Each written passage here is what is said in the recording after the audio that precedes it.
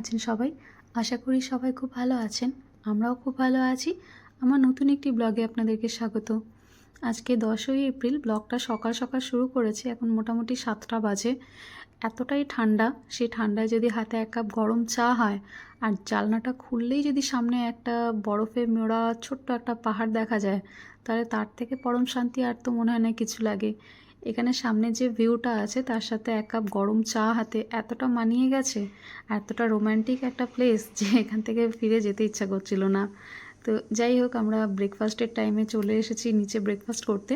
চিকুর জন্য একটা অমলেট আর ব্রেড নিয়ে নিয়েছিলাম, কিন্তু আমি ভুলবশত না একটু গরমটা ওর মুখে দিয়ে দিয়েছিলাম।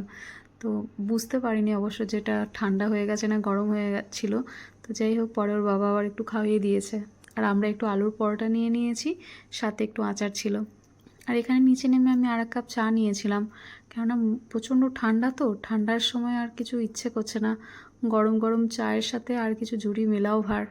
আর এখানে যে দাদাটা আমাদেরকে খাবার সার্ভ করছে, তারা বললেন যে বিকেলে কাওয়া খাওয়াবে। দুটো জিনিসের আমি না এখানে এসে প্রেমে পড়ে গেছি। একটা হচ্ছে কাওয়া আর একটা হচ্ছে গিয়ে রাজমা চাওয়াল। এই দুটো জিনিস আমার সত্যি এখানে এসে মনে হচ্ছে কি এই দুটো আমাদের ফেভারিট হয়ে গেছে। এখানকার ভিউয়ের তো কোনো ব্যাপারই নেই। এতটাই সুন্দর ভিউ যে যেদিকে তাকাচ্ছি সেদিকেই মনে হচ্ছে শুটিং স্পট। অবশ্য কাশ্মীরের মানে আনাচে কানাচে সব জায়গায় শুটিং স্পট, এটা তো সত্যি কথা। বিভিন্ন মুভির, আমাদের বলিউড থেকে শুরু করে টলিউড, এমনকি সাউথেরও মুভি আছে যে কাশ্মীরের এদিকে সেদিকে আনাচে কানাচে শুটিং স্পট হিসেবে ব্যবহার করেছে, কম খরচে সুন্দর একটা স্পট পেয়ে যাওয়া। আর এই যে এটা প্যাকেজটা আপনারা দেখতে পাচ্ছেন, এই প্যাকেজটা হচ্ছে কি আজকে আমাদের যে রাইড আছে সেই রাইডের। তো এখানে কি প্যাকেজ 1-2টোও নেওয়া যেতে পারে, আবার পুরো টোটালটাও নেওয়া যেতে পারে, আবার 3-4টে প্যাকেজও নেওয়া যেতে পারে। কিন্তু সবথেকে বড় ব্যাপার হচ্ছে, বা যেটা সবথেকে মেন হচ্ছে, সেটা হচ্ছে বার্গেনিং করা।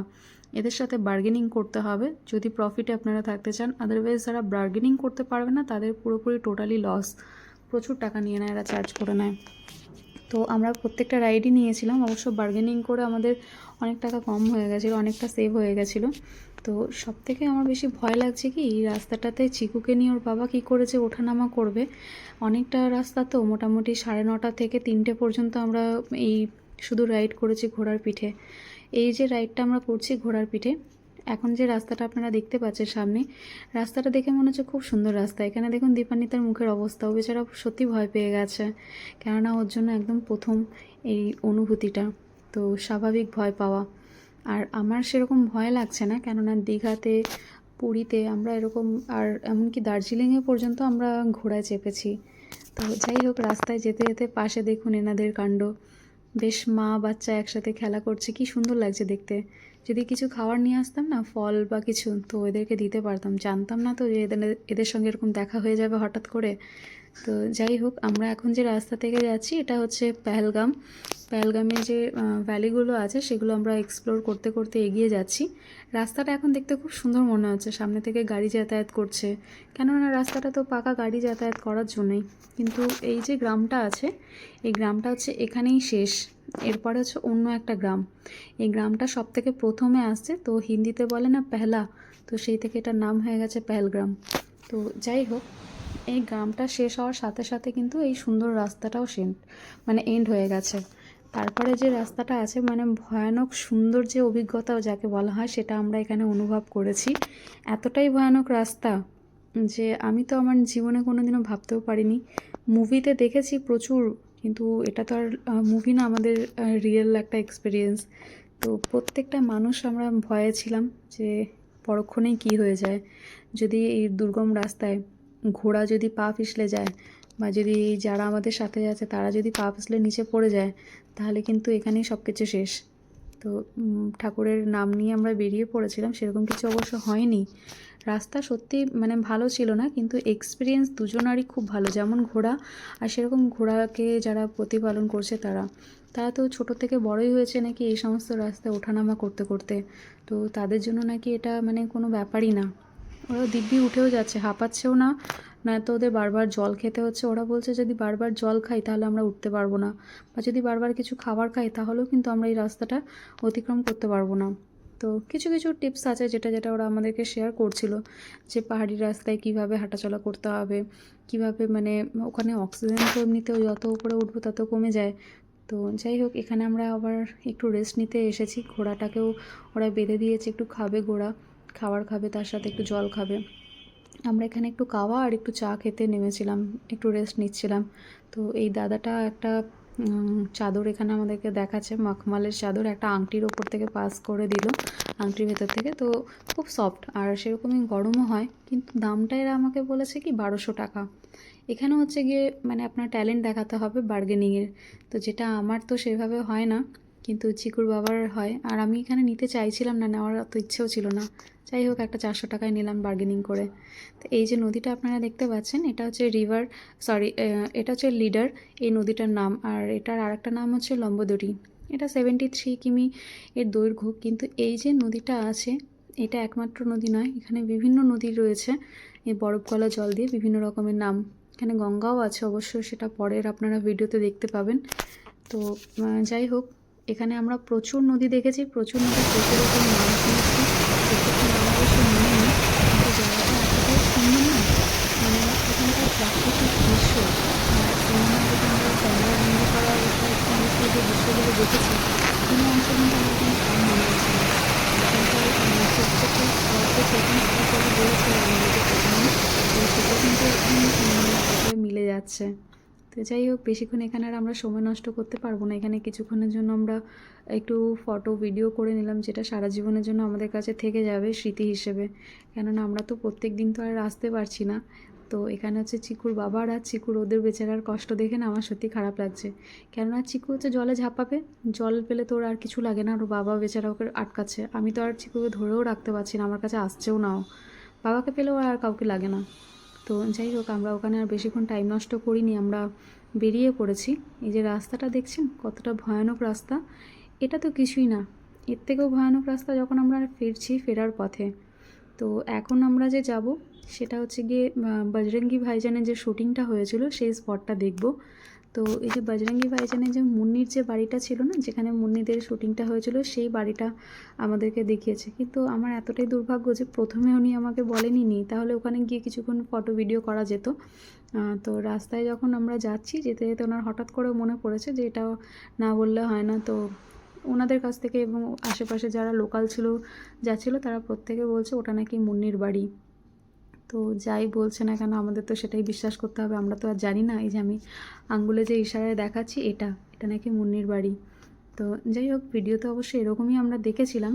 তো এখন তো জরাজীর্ণ হয়ে গেছে, কিন্তু এখানকার যে মাটির বাড়িগুলো আছে না, প্রত্যেকটাই নাকি জুন জুলাই মাসে এখানকার যে আসল যে মালিক তারা এসে থাকে, পশুপালন করে থাকে এখানে। এখানে ভীষণ সুন্দর নাকি ঘাস হয়। কিন্তু যখনই আবার এরা 6 মাস থাকে, 6 মাস পরে যখন বরফের সময় আসে, তখন এরা চলে যায় এখান থেকে, নিচে গিয়ে থাকে, যেখানে অতটা অসুবিধা হয় না, বরফের উৎপাত নেই। তো যাই হোক, এখান থেকে আমরা বেরিয়েছি, এখন যাব আমরা মিনি সুইজারল্যান্ড। কিন্তু যতই আমরা এগোচ্ছি, রাস্তা কিন্তু ততই দুর্গম হয়ে যাচ্ছে। আর সাথে হচ্ছে গিয়ে আমি যে ঘোড়াটায় আছি, সেই ঘোড়া আবার আমাকে মানে উল্টোপাল্টা রাস্তায় নিয়ে যাচ্ছে। মানে প্রত্যেকটা ঘোড়া এক লাইনে যাচ্ছে, আর আমার যে ঘোড়া আছে সে নিজের মনের মতো ইচ্ছে মতো রাস্তা বেছে নিচ্ছে মাঝে মাঝে। তো যাই হোক, আমাকে কিছু ট্রিক উনি বলে দিয়েছিলেন যে যখন দেখবে ঘোড়া দলছাড়া হয়ে যাচ্ছে, তো তখন কিভাবে ঘোড়াটাকে কন্ট্রোল করবে বা নিজের রাস্তায় ফিরিয়ে আনবে। তো আমি তো একেবারেই আনাড়ি, আমার সেরকম মানে কোনো নলেজ নেই ঘোড়া সম্পর্কে। তো ওরাই গাইড করছে বারে বারে। ওদের মানে প্রত্যেকটা ঘোড়ার পেছনে প্রত্যেকটা লোক আছে, এক একটা ঘোড়ার মালিক এক একজন। এরা অবশ্য মালিক নয়, এই ঘোড়ার মালিক অন্য আছে, আর এরা এই ঘোড়া দেখাশোনা করে, টেক কেয়ার করে। তো ঘোড়া এদের মানে প্রত্যেকটা আওয়াজ, প্রত্যেকটা ডাক, প্রত্যেকটা স্টেপ ফলো করে, এদের ভাষা বোঝে। তো যাই হোক, দেখুন রাস্তা কি ভয়ানক, একটা যদি স্টেপ এদিক থেকে সেদিক হয়ে যায়, তো আমরা একেবারে নিচে নেমে যাব। আর নিচে নামলে যে খুব সুন্দরভাবে নামবো তা তো একদমই না। নিচে কোথাও পাহাড় আছে, কোথাও পাথর আছে, কোথাও আবার জল আছে, মানে অবস্থা খুব খারাপ, কাটা গাছ আছে। তো এখানে যে গাছগুলো আছে, এগুলো হচ্ছে পাইন আছে, দেবদারু আছে, আর কিছু ক্যাকটাসও আছে নিচে। তো যাই হোক, আমরা এখান থেকে যাচ্ছি যে মিনি সুইজারল্যান্ড। সেখানে আবার কি যখন বরফের সময় থাকে, জানুয়ারি মাস, ফেব্রুয়ারি মাস, সে সময়টায় কি পুরো একদম সাদা বরফ হয়ে বসে থাকে, গাছের ওপরেও সাদা বরফ, আর পুরো চারিদিক শুধু সাদা আর সাদা। কিন্তু যখনই ওই এপ্রিল চলে আসে, মার্চ, এপ্রিল, মে, তো তখন কি বরফগুলো কেটে যায়, কেটে গিয়ে এই সুন্দর সবুজ দেখা যাচ্ছে। তো এখন যে আমরা দেখতে পাচ্ছি, এটা সম্পূর্ণ মানে গরমের একটা জায়গা, দেখে মনে হচ্ছে কি যে না এখানে গরম লাগছে না বা কিছু, কিন্তু প্রচণ্ড গরম। এই যে এটা হচ্ছে মিনি সুইজারল্যান্ড। আমরা সোয়েটারটা পরে নিয়েছিলাম এইটাই ভেবে যে হয়তো খুব ঠান্ডা লাগবে, কিন্তু একদমই ভুল ছিলাম আমরা। মানে যত এগিয়ে যাচ্ছি জঙ্গলের ভেতরে ততই আমাদের গরম লাগতে শুরু করেছে। এই যে পাশে দেখুন এক টুকরো বরফের পাহাড় দেখা যাচ্ছে, ছোট ছোট গাছপালা দেখা যাচ্ছে। আর এখানে ভেতরে না অনেক রকমের রাইড আছে। এখন যেহেতু বরফ নেই, তো এখন তো মানুষ কি দেখতে আসবে, তো এই বিভিন্ন রকমের রাইড এখানে দেওয়া হয়েছে। যার যেটা ইচ্ছে এনজয় করছে, যেভাবে ইচ্ছে এনজয় করছে। চিকু ভালো লেগেছে? চিকুকে জিজ্ঞেস করছে তোমার কি ভালো লেগেছে, ও বলছে না। ঘোড়ায় ভালো লেগেছে? না আর হ্যাঁ পার্থক্যটা ভালো বোঝে না, লেগেছে? বোঝাতে পারে না। ভালো লাগেনি? ও না মানে হ্যাঁ, তোমার বাবা কি বলছে শোনো। তোমার ভালো লেগেছে? তো যাই হোক, চিকুর ভালো লাগেনি বলছে। আমি অবশ্য জিজ্ঞাসা করলাম তোমার ভালো লেগেছে, বলছে হ্যাঁ। বললাম যে রাইডে চাপবো, তো বলছে না রাইডে চাপতে হবে না। হিতে বিপরীত কিছু একটা হয়ে গেল, এতটা ঘোড়ায় জার্কিং হচ্ছে, আর যদি এখানে কিছু অসুবিধা হয়ে যায় তো নিয়ে যেতে সমস্যা হয়ে যাবে। আর আমি যদি একবার রাইডে চাপি তো আমার দেখা দেখি তো চিকুও চাপবে, তো যার জন্য রাইডটা ক্যান্সেল করলাম আমরা। তো কোনো রাইডেই আমরা অবশ্য চাপিনি। এখানে বাথরুমেরও সুবিধা আছে, ছোট ছোট বাথরুমও আছে, তো কারো কোনো অসুবিধা সেরকম হবে না। এখানে পাশে খাওয়ারও ব্যবস্থা আছে যদি কেউ কিছু খেতে চায়। তবে একটা জিনিস এখানে আমি কি দেখেছি যে এতটা দুর্গম রাস্তায় ওরা যে খাবার নিয়ে আসছে ঘোড়ার পিঠে করে, একটা জিনিস কি এখানে কোনো রকমের মানে ননভেজের কোনো ব্যবস্থা নেই, পুরোপুরি ভেজ, টোটালি ভেজ, সমস্ত কিছু ভেজ আইটেম আছে।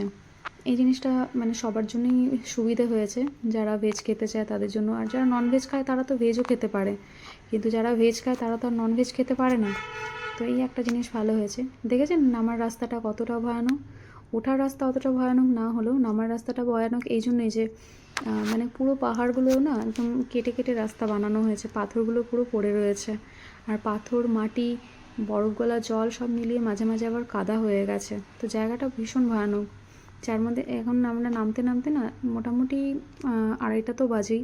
সারাদিন সেরকম কিছু খাওয়া দাওয়া আমাদের হয়নি। ওই যেখানে দাঁড়াচ্ছে সেখানে একটা ম্যাগি, একটু চা এসব খেয়ে নিচ্ছি আমরা।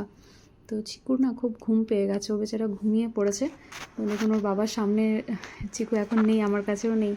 তো পেছনে যে দাদাগুলো ঘোড়া টেক কেয়ার করছে তারা বলছে যে দেখুন এইভাবে তো বাচ্চাকে কষ্ট দিয়ে লাভ নেই, বাচ্চা ঘুমিয়ে গেছে, ঘোড়া এইভাবে ঘুমাবেও না, তো বাচ্চাটা আমরা কোলে নিয়ে হাঁটছি। তো আমাদের যেটা ভয় লাগছে যে এই রাস্তায় উনি নামবে, বাই চান্স একটা পাথর এদিক সেদিক হয়ে গেলে, স্টেপ যদি ভুল হয়ে যায়, পড়ে গেলে সমস্যা আছে। ওরা বলছে আমরা ছোটো থেকে এখানেই বড় হয়েছি, তো আমাদের এই পাহাড়ে কাঁধে পিঠে বাচ্চা নিয়ে ওঠানামা করাটা অভ্যাস আছে, তো আপনারা চিন্তা করবেন না, আপনারা তো কাশ্মীরে বারবার আসছেন, আপনারা এনজয় করুন, বাচ্চাটা আমরা নিয়ে নেমে যাচ্ছি, বাচ্চা ঘুম থেকে উঠে গেলে আবার আপনারা নিয়ে নেবেন। তো সেটা ভেবেই আমরা বললাম যে ঠিক আছে আমাদের ঘোরার সাথে সাথে আপনারা হাঁটুন, তাহলে ভয় থাকবে না। সেরকম ভয় তো অবশ্য মনের মধ্যে থাকেই একটা, যেহেতু বাচ্চা একদম ছোট। আমরা ফিরছি যে রাস্তাটা যেটা আপনারা দেখেছিলেন সেই রাস্তায় কিন্তু মোটেও আমরা ফিরিনি, আমরা অন্য রাস্তায় ফিরেছি। এখন মোটামুটি ফিরতে ফিরতে আমাদের 3:30 বেজে গেছে, আর প্রচণ্ড খিদে পেয়েছে, সেরকমভাবে খাওয়া দাওয়া হয়নি। তো একটা হোটেলে আমরা দাঁড়িয়ে একটু রাজমা চাওয়াল অর্ডার করে নিয়েছিলাম। প্রথমেই বলেছিলাম না যে আমি রাজমা চাওয়াল আর কাওয়ার একদম প্রেমে পড়ে গেছি, কেননা টেস্টটা এখানে আমরা বাড়িতে যেরকম বানাই বা আমরা ধাবাতে যেরকম খাই না, পুরো ডিফারেন্ট এখানকার টেস্ট, খুব ভালো টেস্ট। সবাই অবশ্য খেয়েছি আমরা রাজমা চাওয়ালি। আর এখন মোটামুটি 3:30 বেজে গেছে।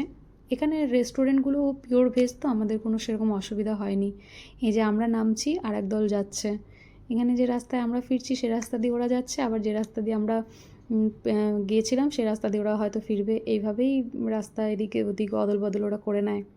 তো যদি আপনাদের ভিডিওটা আজকে ভালো লেগে থাকে তাহলে প্লিজ লাইক, কমেন্ট, শেয়ার করে দেবেন। যদি ইউটিউব থেকে দেখছেন তাহলে আমার চ্যানেলটার নাম হচ্ছে বি সিম্পল, আমার চ্যানেলটাকে একটু সাবস্ক্রাইব করে দেবেন। যদি ফেসবুক থেকে দেখছেন তো আমার পেজটাকে একটু ফলো করে দেবেন। আমার পেজটার নাম হচ্ছে মৌমিতা সিম্পল লাইফস্টাইল, আর আমার যে অ্যাকাউন্ট আছে সেটা হচ্ছে মৌমিতা মুখার্জি। আমি অবশ্য ভুলবশত এই নামগুলোকে না উল্টোপাল্টা করে দিয়েছিলাম, পরে আমাকে একজন বলল যে নামগুলো